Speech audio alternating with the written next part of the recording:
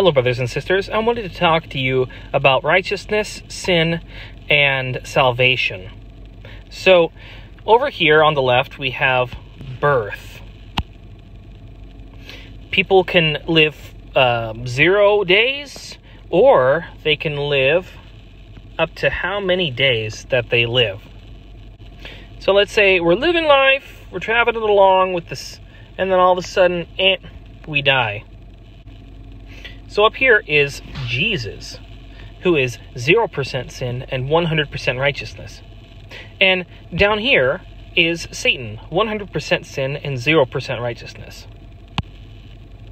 So depending on our birth, who we're born into, which family we're born into, how good or bad the families is, we could be born into, let's say, a family of Luciferians who are very sinful and less righteous, and they teach you how to be sinful and unrighteous. Or we could be born into a family, it doesn't matter, upper, middle, lower class, who is Jesus followers. They're, not as sinful. They're a little bit more righteous than the Luciferians. You'd start up here, and if you were born down here, they'd teach you unrighteousness. And then up here, they teach you righteousness and trying to not live a sinful life. So we have two different families. One family who is very sinful and unrighteous, and then we have another family who is a little bit more righteous and less sinful. So these kids are taught how to sin, and they might actually start to sin less and become more righteous. Or the people up here might start with less sin and then become less righteous. Now, when they're traveling along life, all of a sudden they both get saved and figure out that Jesus is the way along their life path. Now, Jesus sets the standard. God sets the standard of living 0% sin and 100% righteous. This area is unattainable, but only for Jesus. Jesus calls people to travel upwards towards less sin and more righteousness.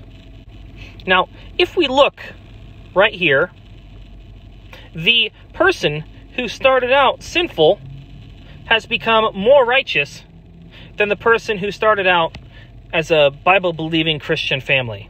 Now, because Jesus and God calls us to a righteous way of living right up here, we are supposed to travel upwards. So at this point, they realize that they're sinners and in need of saving, and they have come to Jesus.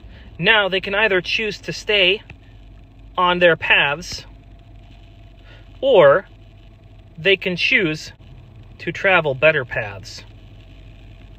Now let's say the Luciferian kid who was saved right here is going along and becoming more righteous as they live, but all of a sudden they start sinning again, and they actually go down below the point in which they were saved.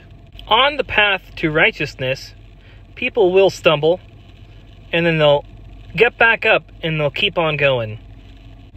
So these two are traveling paths to righteousness now that they're saved. Anyone can die at any point on their walk. Jesus and God look at our paths of sin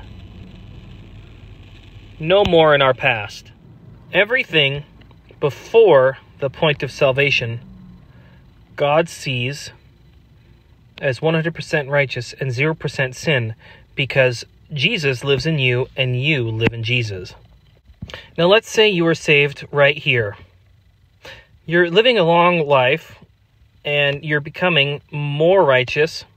Now the difference between those is one of them starts sinning again, and they believe that once saved, always saved, and Christ forgives them for all of their sins, past, present, and future. So this person, they start sinning and going down below the point in which they were saved. But this person up here They believe that every single day they need to repent, but they still start sinning right down here, but they're really trying to go back up. God sees this as righteous and this as unrighteous. The problem is, the person down here actually believes in the false Messiah. This is the false Messiah gospel of once saved, always saved.